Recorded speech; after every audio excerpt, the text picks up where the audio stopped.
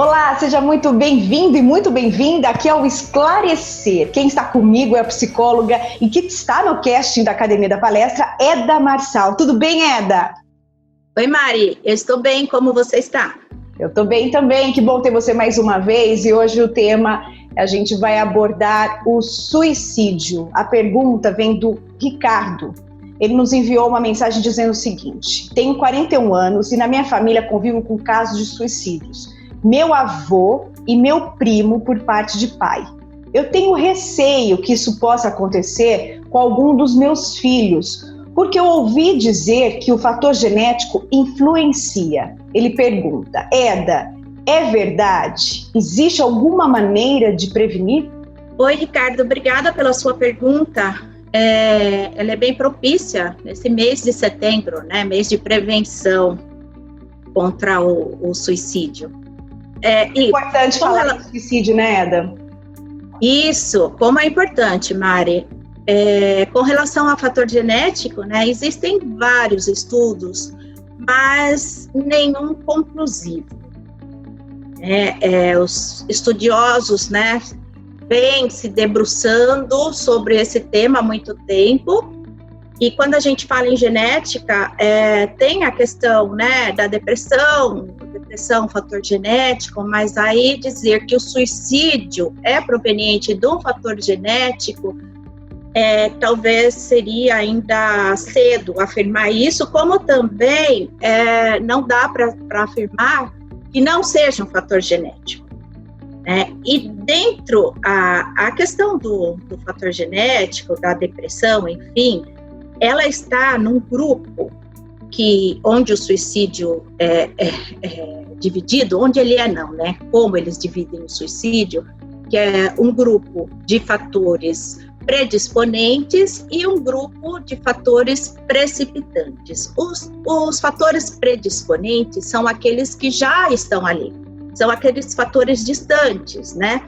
Algumas pessoas colocam a genética nisso, mas eu acredito muito mais na questão da família, do ambiente, do comportamento, o lugar que aquela pessoa convive, os exemplos que ela teve na vida dela.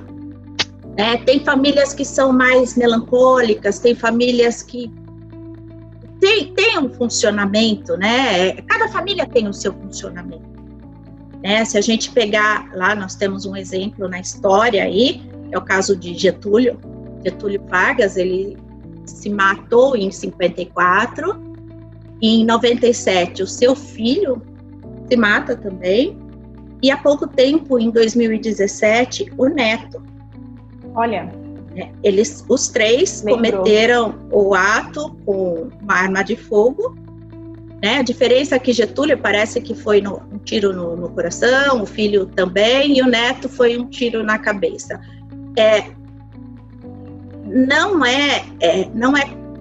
Não digo correto, mas seria leviano afirmarmos que isso faz parte da genética, né? Mas também não podemos dizer que não faça. Talvez, né? Não dá pra desprezar isso, mas tem um comportamento aí. Poxa, talvez, né? Meu avô se retirou da vida dessa forma.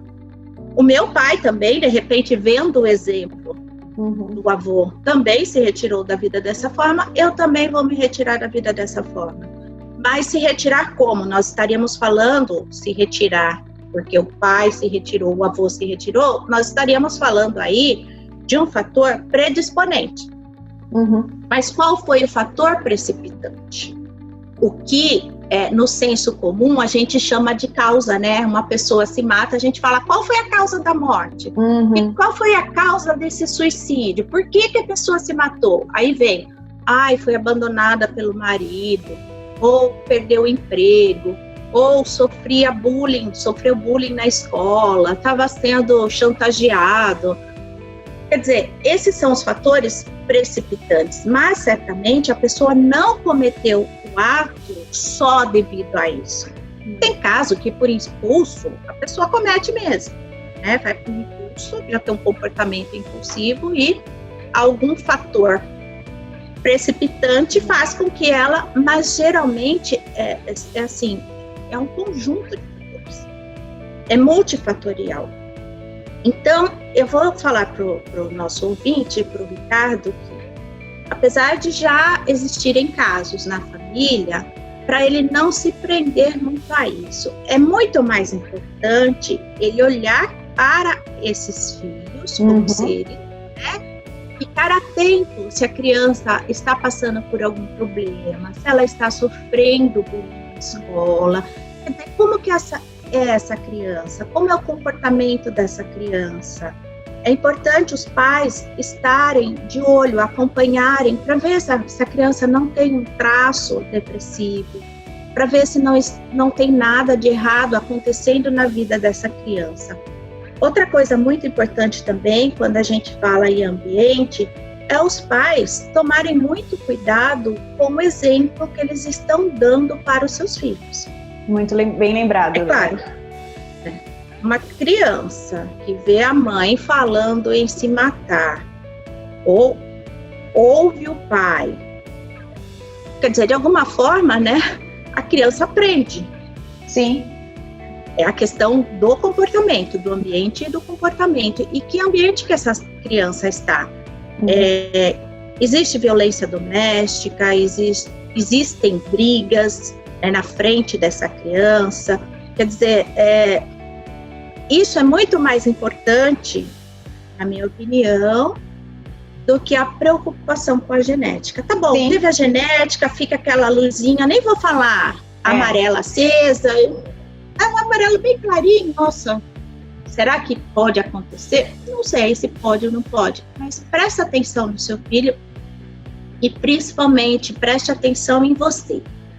As pessoas às vezes não ficam bem, elas percebem que estão perdendo a energia e muitas vezes acham que aqui está contrariada no trabalho, ou de repente está sendo até ingrata com a vida, ou que está cansada mesmo.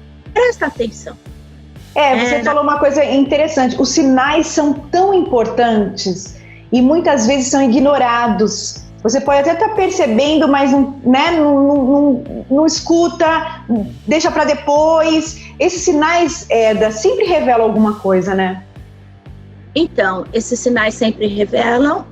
Por isso que no mês de setembro, né, é feita essa campanha mundial aí, para a gente observar o outro, mas uma questão do ser humano, de compaixão, de olharmos realmente para o outro, para podermos, de repente, podermos tentar ajudar, porque também a gente só consegue ajudar quando a pessoa está disposta a receber essa ajuda.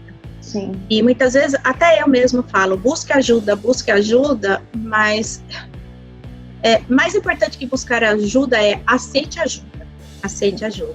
Então, olha para a criança, sim, olha para o filho, sim, e olha para si. Percebeu que não tenha vergonha, não tenha receio, não tenha medo, procure um profissional, um psicólogo, um psiquiatra, ou até mesmo o seu médico de confiança. Fale sobre isso, porque às vezes aquilo que a gente está achando que é realmente uma perda de interesse pela vida, não quero mais viver, estou cansado, pode ser um transtorno, um transtorno que com uma terapia ou com uma medicação você vai ficar ótimo, assim, é o tempo que você precisa para se refazer. Isso. Para se rever, para olhar para aquilo que você quer, para olhar para os seus problemas, e de repente nem são tão grandes assim, mas para olhar para aquilo que está lhe causando sofrimento. Então, gente, não tenha preconceito, e Ricardo, principalmente, não se prenda a essa questão do fator genético, tá bom? Porque de repente a gente já pega e já carimba a pessoa. Olha, o pai se matou, o avô se matou, o bisavô se matou, ela vai se matar também. Sim. Não. Né? Não dê tanta ênfase a isso, não. Não vamos alimentar o monstro. Sim. E é tão importante falar nisso. Você citou algumas situações, né? Você falou de procurar ajuda, de querer ajuda, enfim. Eu acho que a palavra que resume tudo que você falou é um acolhimento, né? Porque vale ressaltar, gente, que uma pessoa morre a cada 40 segundos por suicídio, segundo a Organização Mundial da Saúde. Uma pessoa morre a cada 40 segundos por suicídio no mundo. É muito grave isso, né, Eda? Então, esse acolhimento é fundamental. Isso, o acolhimento antes, né? Mas é muito importante as pessoas terem isso bem claro. A outra pessoa precisa querer. Na maioria dos casos, quando é casos de pessoas novas, os pais se sentem muito culpados e levam essa culpa para o resto da vida. E muitas vezes esses pais não tiveram culpa. Tem casos em que a família estava ali do lado, tentando ajudar desde sempre, e chegou um dia que a pessoa conseguiu concretizar o ato. Os sobreviventes do suicídio, eles precisam também de ajuda, com certeza. Porque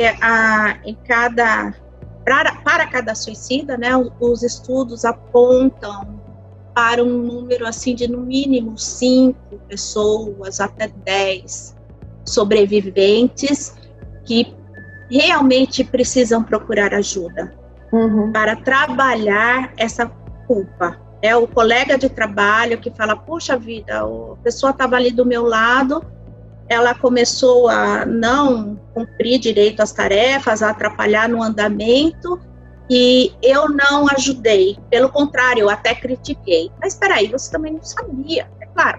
Claro. Olha, precisa... E tem casos que a pessoa até desconfia, tenta conversar, enxerga, esse meu colega está depressivo porque ele não era assim, né? Esse comportamento tá esquisito, e muitas vezes a gente vai conversar com a pessoa, acaba até perdendo o amigo. Tem. Então, assim, o que eu quero dizer, né? Para o sobrevivente, busque ajuda para elaborar esses sentimentos, principalmente o sentimento de culpa. Sim. Tá certo? Porque não podemos esquecer que tem a responsabilidade do outro, sim. Não é só a responsabilidade das pessoas que estão em volta e dos familiares. Exato. Tem dica hoje também, né, Eda? Tem sim, tem dica hoje. É um livro que eu li há muito tempo e eu resgatei, né, para o mês de setembro. Sim. Então, é um livro indicado tanto para leigos quanto para profissionais. Tem uma parte que ele fala assim: eu disse que depressão é tanto nascimento quanto morte. A trepadeira é a que nasceu. A morte é a própria desintegração da pessoa, o quebrar dos galhos que sustentam essa infelicidade. A primeira coisa que vai embora é a felicidade. Não é possível ter prazer em nada. Isso é notoriamente o sintoma cardial da depressão severa. Você perde a capacidade de confiar nas pessoas, de ser tocado, até mesmo de sofrer. Posteriormente, ausenta-se de si mesmo. Bem interessante, Eda. Uma dica muito boa para quem quer entender mais sobre o suicídio, para quem tem essa dificuldade de compreensão de algum caso na família. E eu acho que não é preciso ter um conhecido, alguém na família, que você precisa se interessar por esse assunto. É um assunto de todos nós, é um assunto social, não é? Isso, é um assunto que a gente precisa falar, né? Precisamos falar sobre suicídio. Antes do suicídio, precisamos falar sobre a depressão. E precisamos, né, quebrar os tabus.